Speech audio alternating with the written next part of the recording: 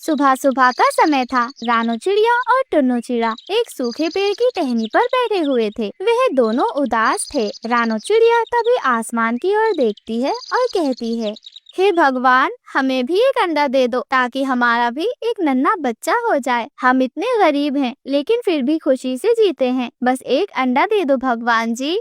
तभी टुन्नू चिड़िया रानो चिड़िया को दिलासा देते हुए कहता है, सही कहा रानो, हमारे पास खाने के लिए थोड़ा ही सही मगर प्यार तो भरपूर है। काश हमें भी एक नन्हा सा प्यारा सा बच्चा मिल जाता तो हमारा घोंसला भी चहचहा उठता। अचानक से जंगल में तेज हवा चलने लगती है, बादल गरजने लगते हैं और तभी वहाँ पर बारिश शुरू हो जाती है। रानो और टुन्नू जल्दी से अपने घोंसले में छुप जाते हैं। रानो चिड़िया बहुत डरी हुई थी। हे भगवान, ये बारिश तो बहुत तेज हो रही है। तभी टुन्नू चिड़िया घोंसला संभालने लगता है। हमारा घोंसला बहुत कमजोर हो गया है, हमें इसे और मजबूत बनाना होगा। वहीं दूसरी तरफ एक पेड़ पर एक कालू कौवा बैठा हुआ था। वह अपनी पत्नी गोरी कौवी के साथ था। वह दोनों बारिश देख रहे थे। वह दोनों कौवा कौवी बहुत ज्यादा शातिर और चालाक पति पत्नी थे। ओहो, देखो देखो, गरीब चिड़िया और चिड़े की हालत तो देखो, ना कुछ खाने को है ना बच्चे। गोरी, सोचो जरा, अगर ये दोनों अंडे भी देते हैं तो बारिश में वे बह ही जाते। गोरी, इनकी किस्मत कितनी ज्यादा खराब है। भगवान जी भी इनकी फरियाद सुनकर शायद ऊँघने ही लगते होंगे। हा हा हा हा। हाँ कालू जी, बिल्कुल सही कहा आपने। इनसे तो हमारा घोंसला ही कितना सुंदर है, बच्चे भी हैं और खाना भी है और हमारे अंदर चालाकियाँ भी हैं। बारिश इतनी तेज हो रही थी। रानो चिड़िया और टुन्नू चिड़िया तो अपने घोंसले को बचाने की कोशिश ही कर रहे हैं। तभी कालू कौवा और गोरी कौवी वहाँ पर आ जाते हैं। कालू कौवा उनकी मजाक उड़ाते हुए उनसे कहता है, अरे ओ गरीब चिड़िया, लगता है तुम्हारा घोंसला अब गया। जरा देखो तो, बस थोड़ी सी टहनियाँ और पत्तियां ही बची हुई है, बाकी सारा टूटा फूटा ढेर ही है। इतनी बारिश हो रही है, जरा सा तूफान आया तो तिनके इधर उधर बिखर जाएंगे और फिर तुम दोनों कहाँ जाओगे? बोलो बोलो, लगता है किसी पेड़ की डाल पर जाकर भीख मांगोगे।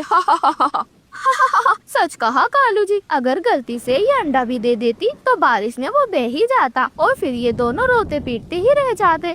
अरे गोरी, जरा सोचो, इन दोनों का तो पेट भरने का भी ठिकाना नहीं है और ये दोनों माँ बाप बनने का सपना देख रहे हैं। इनके लिए अंडे देना भी किसी सपने जैसा ही है। रानो चिड़िया को इतना सुनकर बहुत ज्यादा गुस्सा आ जाता है। वह गुस्से में कहती है, हाँ हाँ, हम गरीब सही, लेकिन हम मेहनती हैं। ये घोंसला हमारा है, हमारी मेहनत और हमारे पसीने की कमाई से बना है। हम इसे इतनी आसानी से तो उजड़ने नहीं देंगे और ना ही हम इसे किसी को तोड़ने देंगे। किसी को लेने नहीं देंगे हम अपना घोंसला। और सुन लो कालू, चाहे बारिश हो, आंधी हो या फिर तूफान आए, कोई हमें डराने की कोशिश ही क्यों ना करे, हम डटकर यहाँ खड़े रहेंगे। भगवान जी ने हमें मेहनत करने की ताकत दी है और मेहनत कभी हारती नहीं है। तुम हमें कमजोर समझते हो क्योंकि हमारे पास ज्यादा ताकत नहीं है, ज्यादा खाना नहीं है, लेकिन हमारे पास हिम्मत है। हम हर मुश्किल से लड़ सकते हैं। ये तो सिर्फ घोंसला है। यह घोंसला सिर्फ तिनकों का ढेर नहीं है, ये हमारा घर है, हमारे सपनों की जगह है और हम इसे किसी भी कीमत पर बनाएंगे। और फिर तभी अचानक से बारिश रुक जाती है और सूरज निकलने लगता है। तभी अचानक से एक चमत्कार होता है। रानो चिड़िया के घोंसले में एक अंडा दिखाई देता है। दोनों खुशी से चौंक जाते हैं। दोनों चिड़िया खुश होकर कहता है, रानो देखो, भगवान ने हमारी सुन ली। रानो चिड़िया की आंखों में आंसू थे। हे भगवान, आपने हमारी मेहनत और सच्चे प्रेम का फल दिया है। अब हमारे परिवार की शुरुआत हो गई है। कालू और गौरी दोनों हैरान हो जाते हैं। अरे अरे गोरी, ये कैसे हो गया? चलो कालू जी, यहाँ से चलते हैं। इन गरीबों का नसीब तो हमसे भी अच्छा निकला। ऐसा कहकर वो दोनों उड़ जाते हैं और रानो चिड़िया और टुन्नू चिड़िया खुशी खुशी अपने अंडे की देखभाल करने लगते हैं। कालू जी, लगता है ये दोनों हार मानने वाले नहीं हैं। इनकी हिम्मत तो देखो जरा, अभी भी अपने घोंसले को बचाने में लगे हुए हैं। हाँ गोरी, बहुत बहुत ज्यादा जिद्दी निकले ये चिड़िया और चिड़ा, लेकिन हम भी इतने आसान शिकार को अपने हाथ से नहीं जाने देंगे। अगर सीधी चालाकी से काम नहीं बना तो हमें भी एक नया खेल खेलना होगा। कालू कौवे की आंखों में शैतानी चमक दिख रही थी। वह एक चाल सोचता है और तुरंत गोरी कौवी से कुछ फुसफुसाने लगता है। गोरी कौवी मुस्कुराकर सहमति में सिर हिला देती है और फिर वह दोनों उड़कर जंगल की ओर चले जाते हैं। कुछ ही देर बाद कालू कौवा और गोरी कौवी उस जंगल के राजा चालाक लोमड़ी के पास पहुंच जाते हैं। वह लोमड़ी एक चट्टान के नीचे बैठी हुई आराम कर रही थी। कालू कौवा और गोरी कौवी उसे दुखी होने का नाटक करते हैं। महाराज महाराज, हमें न्याय चाहिए। अरे क्या हुआ? क्यों क्यों इतने घबराए हुए लग रहे हो तुम दोनों?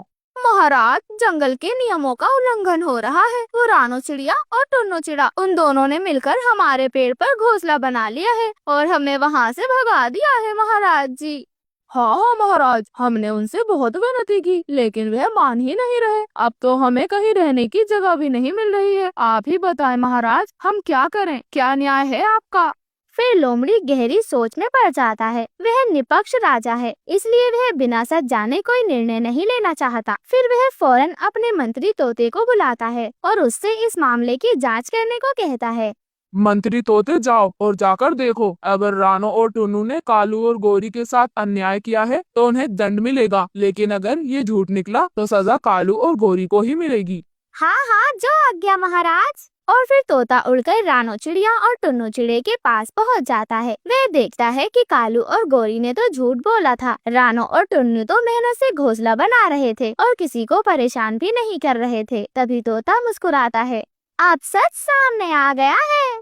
और फिर तोता वापस लोमड़ी के पास जाता है और पूरी घटना उन्हें बता देता है। लोमड़ी को बहुत ज्यादा गुस्सा आ जाता है। कालू और गोरी, तुमने मुझसे झूठ बोलकर जंगल के कानून का अपमान कराया है, तुम्हें इसकी सजा मिलेगी। आज से तुम इस जंगल के किसी भी घोंसले में नहीं घुस सकते। अगर दोबारा किसी चिड़िया को सताया तो तुम्हें इस जंगल से ही निकाल दिया जाएगा। कालू कौवा और गोरी कौवी तो बहुत ज्यादा डर जाते हैं। वे अपना सर झुकाकर माफी मांगने लगते हैं और वहाँ से भाग जाते हैं। रानो और टुन्नू चैन की सांस लेते